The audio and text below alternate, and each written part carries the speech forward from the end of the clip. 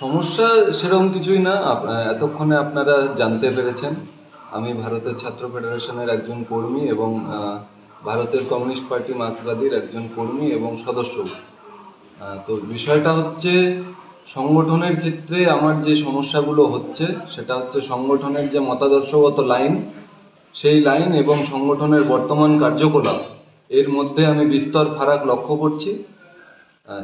এই পরিস্থিতিতে এই ফারাকের মধ্যে, দ্বিচারিতার মধ্যে আমার ব্যক্তি জীবন এবং রাজনৈতিক জীবনকে মানিয়ে নিয়ে আমি আর ভারতের ছাত্র ফেডারেশনের সাথে রাজনীতিটা কন্টিনিউ করা আমার পক্ষে সম্ভব হচ্ছে না।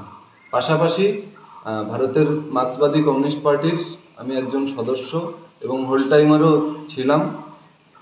আমি সেক্ষেত্রেও পরিষ্কার করে জানিয়েছি বর্তমান পরিস্থিতিতে দাঁড়িয়ে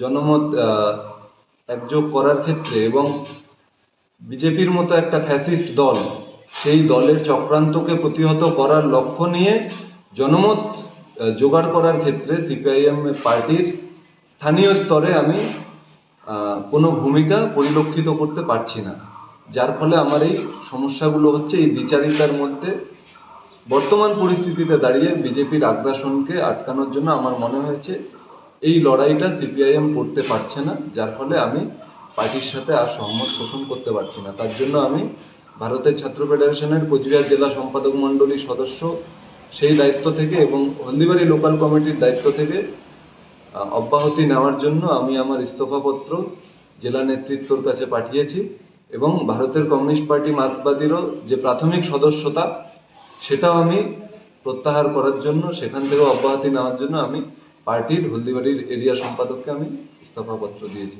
বলছি, আপনি বলছেন যে মানে যে সিপিআইএম হলো মানে বিজেপি যে বিরুদ্ধে যে লড়ছিল, তো অপরদিকে তো তৃণমূলের বিরুদ্ধেও লড়ছিল, শুধু বিজেপির বিরুদ্ধে এর কথাটা বললেন, মানে কি কারণে? তাহলে কি কোথাও যায় কি তৃণমূলে যাবেন নাকি আপনি? না, কথা হচ্ছে রাজ্যবাসী জানে তৃণমূলটা কি। তৃণমূল এই রাজ্যে ক্ষমতায় আছে বিগত 2011 সাল থেকে আছে। রাজ্যবাসী হারে হারে টের পেয়েছে তৃণমূলটা কি, তৃণমূল জনগণের জন্য উপকারী না অপকারী এটা জানে।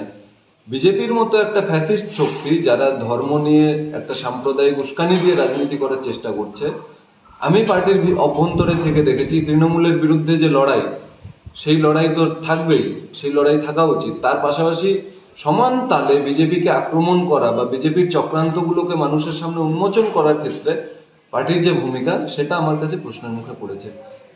আপনি কি আগামী দিনে অন্য কোনো পার্টিতে যোগদান করতে যাচ্ছেন? সেটা নিয়ে আমার এখনো অবধি কোনো ভাবনা চিন্তা নেই। আমি যখন যেই রাজনীতি করতে চেয়েছি বা যেই রাজনীতি করে এসেছি, আমি বামপন্থী রাজনীতি, আমি বুক ফুলিয়ে বামপন্থী রাজনীতি করেছি এবং জীবনের সবটা দিয়েই করার চেষ্টা করেছি, নিজের জীবন যৌবন দিয়ে। ফলে আমি যেই পার্টির সাথে দ্বিমত পোষণ করব সেই পার্টিতে আমি নেই, আমি সিপিআইএমটা আমি নেই। আমি এটাও বলতে পারি ভবিষ্যতে কোনো দল করা নিয়ে, অন্য কোনো রাজনৈতিক দলে যাওয়া নিয়ে আমার কোনো পরিকল্পনা নেই। এর আগেও তো আপনি এআইডিএসওর একজন সদস্য ছিলেন, তারপরে এখন বর্তমানে এসএফআই এরও আপনি জেলা নেতৃত্ব এমনকি বিভিন্ন পদে রয়েছেন, তো এই পদত্যাগ করলেন। আগামী দিনেও কি অন্য কোনো ছাত্র ফেডারেশনের ছাত্রের কোনো একটা সংগঠনে আপনি যোগদান দিবেন নাকি বড় কোনো পার্টিতে যোগদান দিবেন? কথা হচ্ছে আমি যেটা মনে করেছি আমার ডিএসও করা জীবন থেকে শুরু করে পরবর্তীতে তার ভুল সংশোধন করার ক্ষেত্রে এবং আমার ভালোবাসার যে দল সিপিআইএম, ভালোবাসার ছাত্র সংগঠন এসএফআই, এটা করতে গিয়ে আমি যতটুকু বুঝেছি রাজনীতির জন্য আমি কোনোদিন সংগঠনটা করব না বা করিও নি।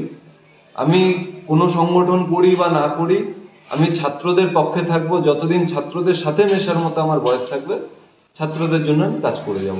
বলছি যে মতানৈক্য মিলছে না বলছেন ছাত্র ফেডারেশনের থেকে, এতদিন কার সাথে মিলছিল না আপনাদের? কার সাথে ঠিক মিলছিল না, ব্যাপার হচ্ছে একটা প্যাকেটে যদি 10টা টমেটো থাকে, সেখানে যদি একটা পচা টমেটো থাকে সেটাকে কিন্তু বের করে ফেলা যায়, ঠিক আছে? তাহলে বাকি 9টা টমেটোকে, ভালো টমেটোকে সেভ করা যাবে। কিন্তু একটা 10টা টমেটোর যদি একটা প্যাকেট হয়, সেই প্যাকেটে যদি 8টাই পচা টমেটো থাকে, সেক্ষেত্রে সেই দুটো টমেটোকে কিন্তু সেভ করা মুশকিল আছে। তো আমি আপাতত এটুকুই বলবো, ভারতের ছাত্র ফেডারেশনের ভিতরে অসংখ্য ভালো কর্মী আছে, ভালো নেতৃত্ব আছে, কিন্তু তার মাঝখানে আবার পচে যাওয়া টমেটোর সংখ্যা বেশি রয়েছে। তো সেখান থেকে আমি নিজেকে মনে করেছি আমার রিভাইভ করা। সেই পচে যাওয়া টমেটোগুলো কে যদি না, ব্যক্তিগতভাবে তো আমার কারোর সাথে সংঘর্ষ নেই। আমি রাজনীতি করতে গিয়ে যতটুকু সংঘর্ষ হয়েছে, আমার পার্টির যারা জেলা নেতৃত্ব আছে আশা করি তারা এটা বুঝবেন। আমার গত রাতেও তাদের সাথে পরিষ্কারভাবে কথা হয়েছে, আমি যা বলার বলেছি। আপনি তো ইস্তফাপত্র জমা দিয়েছিলেন, তো সেক্ষেত্রে কি সংগঠনের পক্ষ থেকে আপনার সাথে যোগাযোগ করা হয়েছিল পরে আরো? ইস্তফাপত্র আমি জমা দেওয়ার পরে আমার সাথে বিভিন্ন মানুষ, বিভিন্ন নেতৃত্ব, বিভিন্ন কর্মী যোগাযোগ করার চেষ্টা করেছে। আমি সেটা প্রয়োজন মনে করিনি। আমি সিদ্ধান্ত নেওয়ার আগে যতক্ষণ সংগঠনের ভিতরে ছিলাম আমি কথা বলেছি, এবং আমি এটা চাইও নি যে তারা আমাকে যোগাযোগ করুক বা তারা এখন আর আমার সাথে কথা বলুক। আচ্ছা, আপনি যে এই পদত্যাগপত্র জমা দিলেন, তো আপনার যে সহ নেতৃত্বরা রয়েছেন তারাও কি আগামী দিন এই কাজই করবেন? আপনার কি মনে হচ্ছে? আমি বলতে পারি না, এটা আমার ব্যক্তিগত সিদ্ধান্ত। কেউ ভালোবেসে যদি কোনো দল করতে চায় সে করবে, সেটাই বলছি যে সম্প্রতি দেখা যাচ্ছে যে প্রতিকুর রহমান তিনিও তো ছাত্র ফেডারেশনেরই মানে ইসেতে ছিল, তো তিনিও সদ্য হলো তৃণমূলে জয়েন করলো গতকাল অভিষেক ব্যানার্জির হাত ধরে। আচ্ছা। তাহলে কি তার নেতৃত্বেই কি আপনি এরকমটা করলেন? না, প্রতিকুর রহমানের সাথে আমার ব্যক্তিগত কোনো সম্পর্ক নেই, প্রথম কথা। আর দ্বিতীয়ত, তার সাথে যতটুকু আমার সম্পর্ক ছিল রাজনৈতিক সম্পর্ক ছিল। আর প্রতিকুর রহমান সম্পর্কে আমার বিশেষ কিচ্ছু বলার নেই, কিন্তু যেটুকু কথা বলতে চাই, প্রতিকুর রহমান তৃণমূলে গিয়েছে, হাজার খারাপ কাজ করতে পারে, তাকে এখন বর্তমানে পার্টি মির্জাফর বলতে পারে, ঠিক আছে, কিন্তু ব্যাপার হচ্ছে কে কোন দল করবে সেটা তার সাংবিধানিক অধিকার। প্রতিকুর রহমান যাওয়ার আগে ফার্স্ট দিন থেকে যেই প্রশ্নগুলো তুলে গিয়েছে, সেই প্রশ্নগুলোর উত্তর যদি সিপিআইএম পার্টি দিয়ে দেয়, আগামী দিনে ভবিষ্যৎ প্রজন্ম আপ্লুত হবে সিপিআইএম এর প্রতি, এইটুকু আমি আশা করতে পারি।